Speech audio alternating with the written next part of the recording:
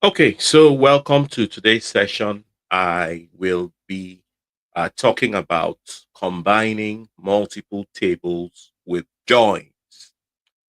This is a very important topic. In fact, it's one of the core things you will be doing as a data analyst.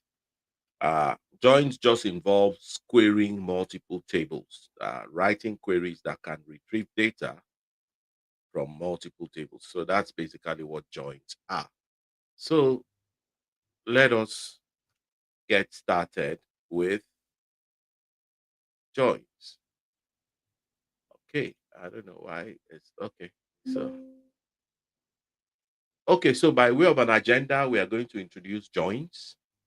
We're going to look at some of the concepts and the syntax of joins.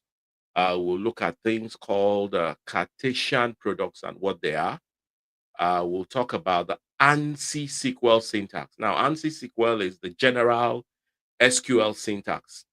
Sometimes most providers most or product owners like Microsoft incorporate a lot of the ANSI SQL functionalities, but there are some additions that they include in their own products. When we get to that point, I'm going to show you, I'm going to point out the ones that Microsoft has added so you know exactly the difference. So we'll move on to uh, an introduction here.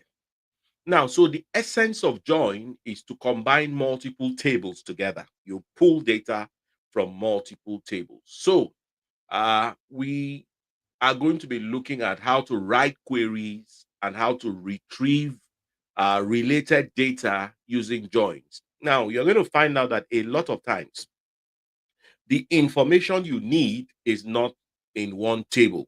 So the aim would be you'll be using joins to combine tables in Transact SQL. So that's basically what we are going to be talking about for the next couple of minutes. So now, relational databases usually contain multiple tables, and these tables are linked together by a common field. Okay. Now, the tables are normalized. Now, normalizing a table means that you are going to minimize having duplicate data. Okay. And you would now need to write queries to be able to retrieve the data that are related from two or more tables. We can actually write queries for multiple tables, up to three and even four tables, but we are not going to be going that deep. We are going to be using writing queries for two tables, maybe three tables, for the purposes of our conversation. So we are not going to be going too deep. So, in terms of what we are going to talk about, we are going to see how to understand the concepts and the syntax of joins. We'll understand the basics. We'll learn the syntax for the different kinds of joins. And the different kinds of joins we are going to be talking about are inner joins, outer joins, and cross joins. We are going to be juggling between the concept and the demonstrations using Transact SQL or using SQL Server Management Studio that you already have access to. So let's start with the concept. Now, using join operations is a frequent way. There are other ways, but it's a very frequent way to combine data from different kinds of tables. A lot of people consider the join clause to be a different clause in the select statement. Others consider it to be a component of the from clause. But of course, it will be treated as a component of the from clause for the purposes of our discussion. So we're going to learn how a Transact SQL statements from clause builds what is called an intermediate virtual table that will later be used by the query. So a select statements from clause is the first phase to be processed. There is a sequence of processing when we are executing a query. Now, the select statements from clause, like I said, is the first phase. Now, the clause specifies which table or tables will be queried, of course. When we write a SQL query, Of course, the from clause is going to be telling us where we are going to be retrieving data from. So this is true whether we are querying a single table, as in the case of the normal queries we write, or whether we are querying multiple tables, depending on what we choose to do. Okay, so usually it creates a virtual table. Now, the virtual table will hold the output of the from clause and is going to be used subsequently by other phases of the select statement. Okay, so it will be, well, very useful for us to think of the purpose of the from clause as either to add rows to or remove rows from the virtual table that is going to be created. So a from clause also creates a logical entity when it creates a virtual table, and the results are provided to the where clause or other sections within the table. So let's look at the basics of a join operation. Now, it's a very, very simple thing to think about. So what the join does is it combines data from different tables. Now, these tables have got to have some relationship. Okay, that's the basic thing we want to think about, that you want to write a query from a specific table or a list of tables. If you want to write a query combining details from two tables, there's got to be a relationship. Okay, so that's one of the first things that we want to know. And like we said, the from clause, specifies the source tables from the query. We are going to see the details shortly, practically.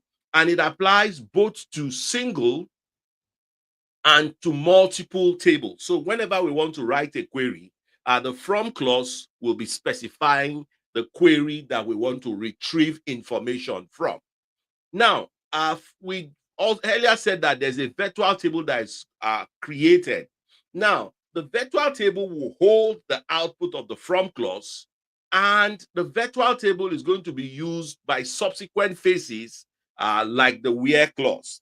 And then, of course, the join operator will go ahead and add or remove rows, and so on. So quickly, let's look at it from a Venn diagram. Now, looking at this, the join clause combines columns from one or more tables, and it is based on a matching criteria. Now, the matching criteria is usually the primary key on the first table. The first table is the table you specify first within the join clause. And then the related table in the second table is called a foreign key. So there's a primary key in one table and a foreign key in the second table. Of course, we said that it creates a virtual table. That's part of what it does. And the virtual table contains data from all of the connected tables. Now, we could also look at the results as sets, and we can visualize them as Venn diagrams. Okay, we're going to get to see that more. So that's the syntax there. The syntax is basically, we're just not going to talk too much about this. This is not a history class. It's just to give you some context to understand what's going on. Okay. All right. So please, I want to request that if you are not speaking, you could please help us to put your microphone on mute, so that, thank you very much. Okay. So that's basically it. For the ANSI SQL join, no on operator is specified. We are going to see how Transact SQL handles it. And joins are represented by a list of tables that are separated by commas. We're going to see how that works. And filtering, you do filtering on the where clause for ANSI SQL. Those are some of the things that we need to take note of. Don't worry, shortly, a lot of this is going to make much more sense as we move on. So now a Cartesian product here is one of the first results that joins will create. And a Cartesian product combines all rows of one table with all rows of the other table, just like here. We've got a table called name and a table called product.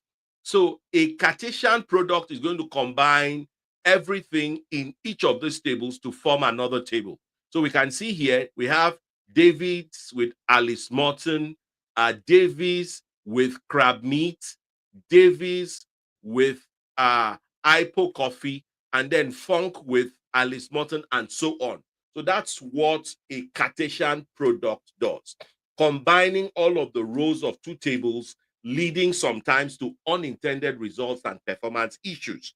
Now, this can occur when tables are joined without practical logical links. Now, practical use would include, for example, we are going to see that while we try to avoid Cartesian tables sometimes, they can be very, very important, especially when we want to generate test data. Now, for those of us that did uh, some mathematics and still remember, we could also use set language when we are dealing with joins. Okay, so we can see here that we have here, it will be employee intersection sales order, of course. So that's basically what happens when we combine two sets together. So this is the set that is returned by an inner join. So when we are creating an inner join, it's usually important for us to use table aliases. And it's also useful for us to understand that joins can be on single or multiple attributes. And the SQL Server Optimizer is going to handle these attributes. And of course, the join keywords will be used for each pair of tables. So that's basically how an inner join works. And before I give you a more practical example of inner joins, let's go one more step. Okay, so that's the inner join there. And of course, we are going to look at the definitions and the usage of the inner joins. So what we need to take note of is, most often than not, when they tell you a join, you will be working with an inner join. And of course, we are going to see some of the typical use cases that inner joins address. Now, we'll be using it to assemble data saved across different tables, and we'll use it for things like filtering of those data subsequently. So that's the clause there. That's what the inner join does. Now, the from clause, again, is going to be designating the table. I'm going to show you an example shortly. And then the join operator is what you are going to use, the inner, which is the default in Transact SQL. So what that means is that if you write a query and you don't specify inner, outer, the default will be an inner join. And let's go ahead and make more sense of all of this grammar that we have been blowing. So now I have dropped the details here. I've dropped the details of this query. I've written them out. You don't have to type them up. You just need to go ahead and look at them. We are going to be using the Transact SQL table. Now here, notice that I specified join without specifying inner. If I specified inner, it will give us exactly the same thing. So we are selecting category ID, category name, product ID, and product name. Now, the C there are aliases. That is because subsequently, I could use C without having to type category ID. Okay, I could also, the aliases means that I don't have to type so much. So what this does is it selects the following columns from the first table, which is production.categories, joining that to the second table, which is production.products, on a related column. So first, before we run this query, let's go to the database and let's look at the tables. So we are using this database, the Transact SQL database, and we'll be looking at the tables. Now, the first table is production.products. categories. And that's it here. And then the second table is production dot products. So I'll look at the columns. Now I'll just expand this. Let's see what's going on. Now we can see here that we got a column called category ID. And if you look closely, you are going to see that there's something called PK describing the table. That means that column is the primary key. Now, if you look again at the second table, production.products, you are going to see again that there is also something here called category ID again. Okay. And if you look closely, you are going to see something called FK, meaning that there is a foreign key, a primary key, foreign key relationship. Now, if you want to write a join statement, that relationship most of the time has to exist. The two tables have got to be related in one way or the other. In this case, the category ID table from the production.categories, the category ID column from the production.categories table is related to the category ID column from the production.products table. So what we want to do here is we want to query these two tables. We want to pull data from specific columns, like we can see category ID first coming from the production.categories table. Category name is coming from the productions.categories table, but product ID is coming from the production.products table, and product name is coming from the production.products table. So we are going to be specifying that we want to pull data from those two tables based on the relationship that exists between the tables. So let's see. If I execute this query, we can see now that, for example, we have category ID, category name, product ID, and product name, just the way we specified it in the select list. And we are querying from the production.categories as C, which is an alias for that table, and we are joining it to the production.products as P. Now, rather than write production.products.category, we are using the alias here, C. And rather than writing production.products.category ID, we are using the alias P. So we've been able to query two tables based on the relationship that exists between the tables. I'm going to pause for a minute. I'm going to ask if you've got any question. If you've got a question, please go off mute, ask your question, or if you prefer it, type it in the chat. Silence means you understand. So if you've got a question, I'll be very, very happy if you type your question.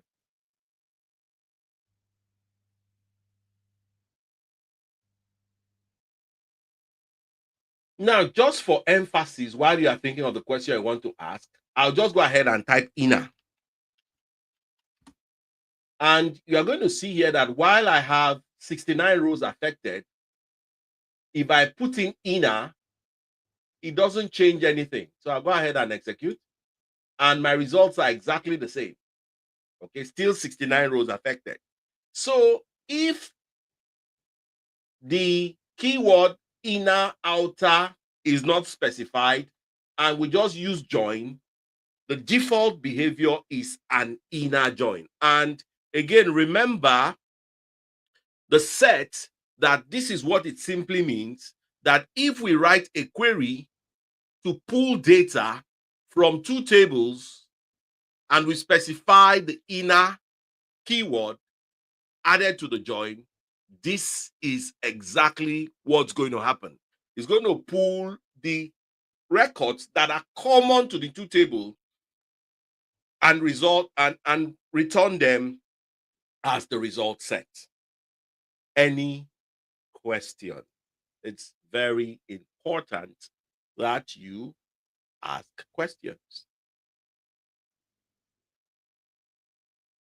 Okay, if you don't have a question, let's look at some of the things we need to bear in mind when we are writing inner joins. So now, when you are creating queries with inner joins, it's important to use table aliases. The table aliases will help you, one, type less, and two, it's going to help you to understand what's going on clearer. Now, the inner joins can match single or multiple attributes. And the SQL optimizer does not really care about the table order in the from clause. So you want to use the join keyword once per two tables, like we saw in the example, in the exercise we saw on the lab. Now, let's look at some of the key examples here. We can see here, this is a basic inner join example here. We are writing the query, which is the query we just ran. See, select c.category ID, c.category name, p.product ID, and p.product name from production.categories as C, join production.products as P on c.category ID equals to p.category ID, which is the exact same query that we ran. Okay, so that's basically the example we saw earlier on, the exact same thing. Okay, we also have the case where we can use a distinct keyword. Now, so this connects city and country attribute from the sales.customer table. So let's go and look at the table. If we come to sales.customers, so let's see sales.customers. That's the first table there. Let's go to the column. And the other table is HR employees. Let's go ahead and specify that column. So we can see here the relationship is, if we look at on c.city equals to e.city. In this case, of course, multiple join conditions. So we will see here, we see city in the first, we see city in the second, and then we see country in the first, and then we see country also, where is it? Also in the second. So there are always relationships that are available. Always, there's always got to be a relationship. So let's see what happens here. We are specifying a select distinct. Let's run this.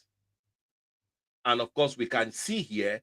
Now, notice that the distinct keyword specifies that we should bring out the result set without repetition. So if I go ahead and, for example, take out the distinct keyword there and run this query, let's see what happens. We can see that without the distinct, it gives us 27 rows. But if you look closely, we can see that we have lots of repetitions. We can see we've got London, UK, Kirkland, US, Seattle, US, and Seattle, US. So if we do not specify the distinct keyword, what it simply means is that we are going to have some repetitions within our result set. So if I put back the distinct keyword, I'll go ahead and execute this again. We can see that in this case, we've got 27 rows affected, but with the distinct keyword, if I execute, we have just 3 rows affected, which is Seattle, London, and Kirkland. Any question? Any question? Now, this is an example of a composite join. Okay, a composite join, that means we are joining based on multiple relationships. City from the sales.customer and the HR.employee, and country from the sales.customer and the HR.employee. So we are making our joint based on two relationships. Okay, so we can move on to the next aspects, talking about a single attribute join, of course, and of course we have the tables involved here. From the example, of course, we specified production.category in the first example and production.products in the second example. And this is the join condition. Of course, take note, an inner join combines rows from two tables based on a related column. So in this case, in the first example, it selects categories and product details. It uses join clause to combine the tables together, and these are the two tables involved, and that is the join condition involved for the single attribute join, which is, in this case, this first example here. So, of course, this is a single attribute, and if we run the query, it gives us the result set. Now, in the next case, we have a composite join. Now, a composite join here connects city and country attributes from sales.customer to HR.employees. And of course, we are using it on two matched attributes. Again, we use the distinct keyword. What the distinct keyword does is to filter duplicate occurrences of city and country. For example, we said select distinct city and country from sales.customer as C, join HR.employees as E on city equals to city and country equals to country, which is the second example that we used here. Remember, we said if we use the distinct keyword, we filter out duplicates. But if we take out the distinct keyword, we are going to have duplicates. Okay, so if you don't want duplicates in any of your result sets when you are querying, you want to go ahead and use distinct within your select statement. Okay, so we've up to this point seen examples of writing queries to join two tables together. We could also write queries to join multiple tables together. Now, the example here shows how we can expand an inner join to include more than two tables. In this case, we are connecting the sales order details, the sales.customers, and the sales.orders. Okay, so each join and the on statement populates and filters the virtual table independently. Okay, so let's look at the example here where we are querying multiple tables. That is, we are querying more than two tables. So we can see here we have our select list, and then our table list from, we are joining sales.customers at C with sales.orders as O on customer C.customer ID equals O.customer ID. And then we are joining it to sales.order details as OD on O.order ID and sales and OD.order ID. So if we go ahead and look at the three tables this time, we are going to spot the relationships here. So let's go and look at the tables. The first table is sales.customers. The second table is sales.orders. And then the third table is sales.order details. So let's go ahead and look at it and look specifically at the columns. So if we look at the columns, we can see We are joining on sales orders as O, of course, on customer ID equals O.customer ID. So we can see customer ID here. And if we look at the other columns, we could also see customer ID also there. Okay, so there's got to be a relationship between the two tables, of course, and a relationship between, there's got to be a relationship between the first table and the second table, and a relationship between the second table and the third table. And that's how that works. Okay. Any question before we move on? If you've got a question, please drop it in the chat. Okay. So we've seen inner joins. The next type of join we want to see is outer joins. Okay. So, of course, we said that inner joins matches rows in different tables based on the on clause, and only rows from both tables that satisfy the criteria are displayed. That's for inner joins. Now, for outer joins, it will display all rows from one table and matching rows from the second. So usually the first table you specify is the table on the left. And then the second table you specify is the table on the right. So what happens is this: in an outer join, it will display all rows from the first table you specify, and it will display matching rows from the right, from the second table you specify. And we have an example here.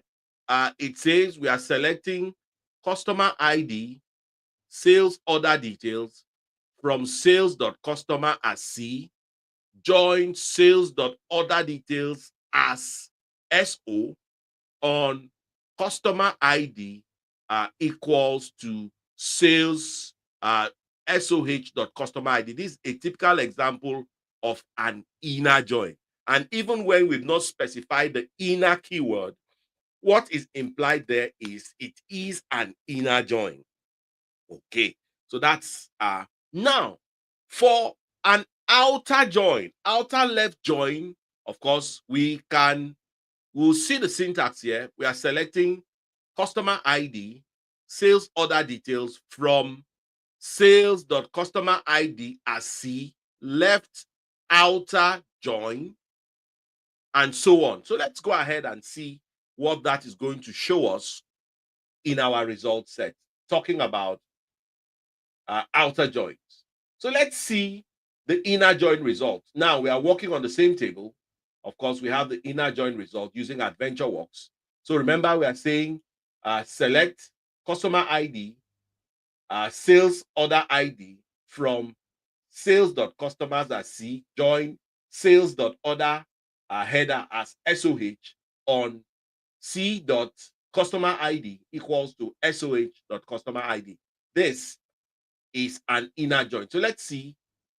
Notice that the inner join will only select records that are common to both tables. So let's go ahead and see what the result set will look like. How many records do we have? We have a lot of records. That is about 31,465 records returned. That is a lot of records. Now let's go ahead and rewrite the same query as an outer join. The same thing, the only thing we've changed is this. So in this case, it will return all of the records from this table and matching records from that table. That's what's going to happen. So remember, we have almost 32,000 records here. Let's see what will happen if we run this query. See, it returns a bit more. Okay, now you are going to see some very interesting things going on, but we are going to talk about that as we move on. But first, let's look at the syntax for outer joins. Now, outer joins use left, right, or full before the outer join, specifying which table rows will be displayed. Now, table aliases are preferred for on clauses and the select list, and they can match single or multiple attributes within an outer join. Okay. So multi-table joins with outer joins are complex because of nulls. So here we see the details. You can specify left, you can specify right, you can specify full, you can specify all of those kinds of things as well. Okay, so that's basically what outer joins do. Okay, you can say left, right, or full, depending on what you are trying to achieve. Okay, so back to what we were talking about here. So we can see using uh Transact SQL. So we can see here left outer join. And in this case, this one displays all customers and provides information about each of their orders if it exists. So here using Transact SQL, we are doing the same thing. We are left outer join, and let's see the results of what it will give us. Go ahead and execute. In this case, we've got 832 rows. So in this case, we are selecting a customer ID, customer name, order ID, order date from sales.customers as C, left outer join, sales.orders as O on customer ID equals to uh, customer ID. And we have the results here. So it gives us all of the customers and gives us information about each of their orders if it exists. Now, see, we also have the details, some of the things we need to bear in mind when we are using outer joins. Now, table aliases are very, very important when we are expressing the on clause. Okay, and one of the things we need to take note of are, of course, we have to specify the keywords of left, right, or full, specifying the details from which table to keep. Okay. So, and we also should take note that all data are shown whether there is a match or not. If the record does not exist, it's going to put in nulls, as in right there. Okay, so the sequence of the table is determined if the join is left or right.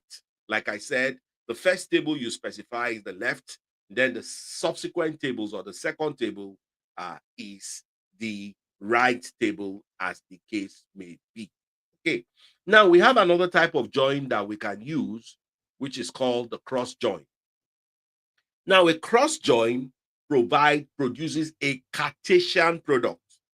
Now, while we said that Cartesian products are not desirable, in some cases we might want to use them. Okay, so you within the ANSI SQL syntax, it will explicitly create a Cartesian product using the cross join operator. And while we say that a Cartesian product is not desirable for performance reasons, we may have some practical applications as well. For example, maybe we are trying to generate some test data and we want to create a number for every possible value that we have. So we can do that as well. And we could also use it to generate large volumes of data in a testing scenario. So those are the two use cases we can use Cartesian products for when we have a cross join. So let's go ahead and see how cross joins work. So I'll go and cross join. So here we want to generate all of the possible combinations of first name and last name. Okay, so first of all, let me do a select star from.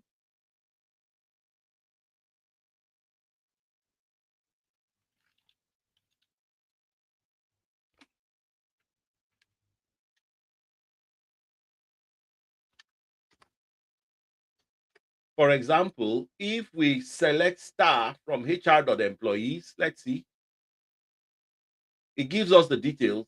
We see that we have 9 rows, 9 possible rows. We have first name here. So let's go ahead and streamline that to select first name. For example, and last name, for example. And now, if we select this, we have just 9 records. We see we have Sarah Davis, Don Funk, Judy Liu, Yahel Peled, and all of that. So if we go back and do a cross join, now what the cross join will do here is it will give us all of the possible combinations of first name and last name. So let's see.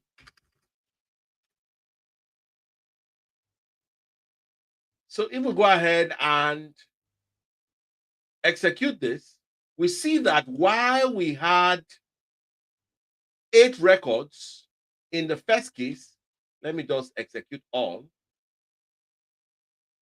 While we had 8 records in the first case, we have 81 records in the second case. Okay, so every possible combination of first name and last name is what we have in the second case here. So we can see we've got Sarah Davis. So it starts with Sarah Buck, Don Buck, and all of that. And then it goes on, it gives us every combination of this one with all of this one with all of this one with all of this, and so on and so forth. So the first name starts first. It gives us first name, and then it goes on to give us all of the details, all of the possible combinations of first name and last name. It goes to the next name. It gives us all of it, and so on and so forth. So that's one practical use case of cross joins. And like we said, we can have some situations as well. Now, explicit cross joins can be very useful when we want to create a table of numbers or want to generate large volumes of data for testing. So we can join a table to itself, and we can easily generate tens of thousands of rows from just 100 rows. So if a record has 100 rows and it includes numbers, and you want to generate a table that's got 10,000 rows, that's a typical use case for cross joins. And like we saw, this is a practical example of cross joins. We can see here a cross join creates all the combinations of 2 input sets, like we saw here, generating 81 possible records. We can see in the first result, we've got 8 results. In the second, we've got 81 results. Now, so that means that if we had 100 details, it's going to be 100 times 100. If we have 1,000, it's going to be 1,000 times 1,000. So in some cases during data analysis, if you want to test specific conditions, it might become very desirable for you to generate large amounts of numbers quickly.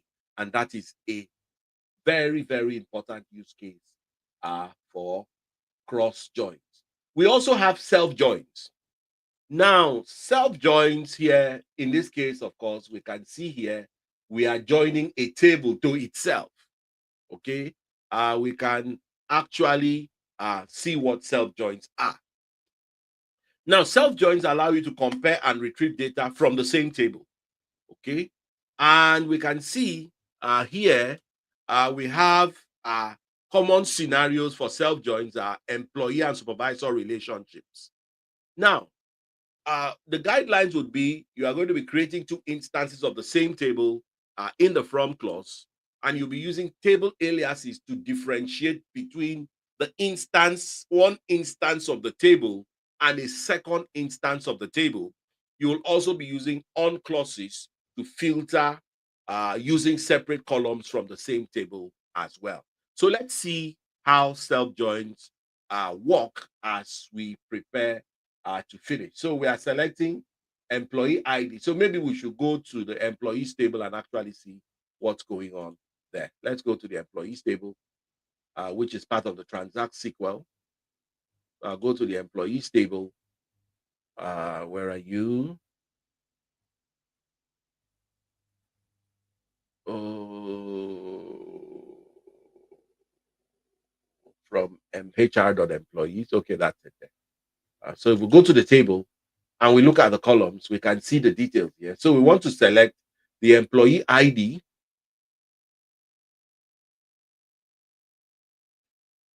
Where are you? Yeah, the first one there.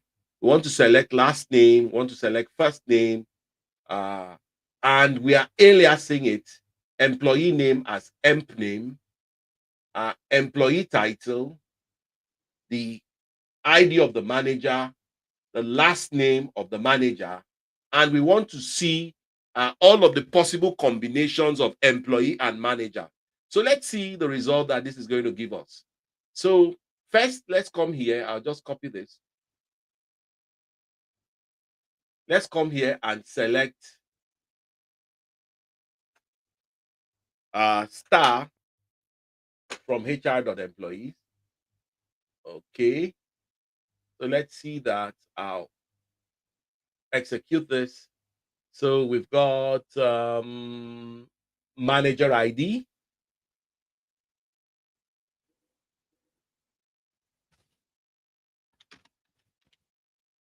So if we go ahead and do this, we can see all of the details of the manager here. So the first one doesn't have a manager. That's why we have null. And if we want to now see all of the possible combinations of first name, last name, title, manager ID, and all of that for this table, let me just execute all of them at the same time so we can see the results side by side.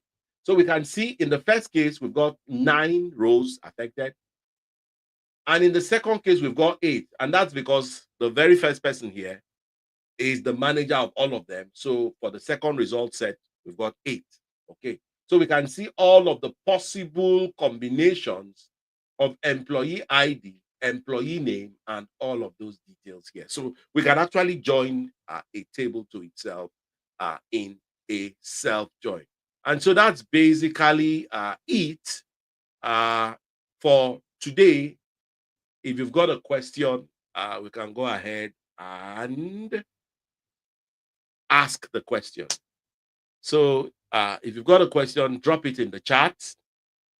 If you don't have a question, or if you don't drop anything in the chat, it means that everything that we've talked about is clearly understood.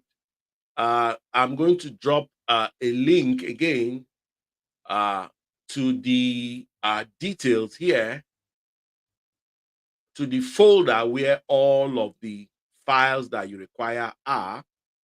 So I'll copy the link and drop that link in the chat. And you want to go to the link to see the list of, to see the file that contains all of these records, and to see the slides and all of that for you to be able to study or to reference as the case may be. And as an exercise, which I'm going to allow you to take back and try to practice, you can try your hands on this exercise, which I'm going to share shortly. So just give me a few minutes.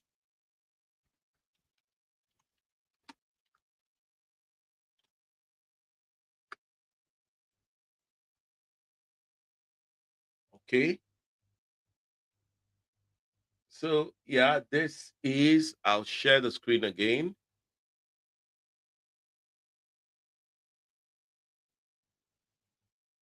Okay, so everything that we've talked about is here. Yeah, and this is the detail here. So I'll drop the link here again. Everything we've talked about is from this Microsoft Learn um, uh, module. So we've done first, we've done second, this is the third, and it's supposed to be about 1 hour, so we are right on time. So you want to go through, and we've got exercises here, and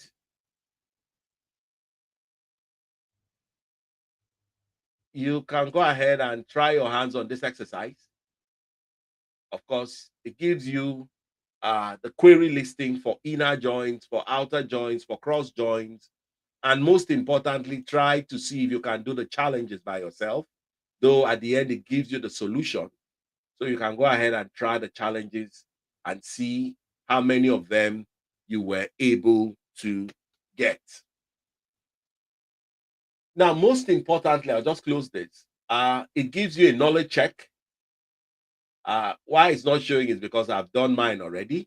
And at the end of the knowledge check, it gives you a badge, and that badge is going to allow you to maybe post it to your LinkedIn profile and announce to your friends that you are able to complete this module. Now, in the next module, we are going to see how to do the same thing, how to query multiple tables, but this time we'll be using subqueries. They usually will have achieve the same results as joins, but it's just a different approach to building, to creating, to querying tables, querying data from multiple tables. Then after that, we'll talk about aggregations, and then we'll finish it up with how to modify data before we move on to the Power BI aspect of this training. So if there are no questions, I've dropped a lot of links in the chat. If you don't have a question, I would say thank you very much for joining, and see you in the next uh, discussion. Thank you very much, and I'm ending the stream right away.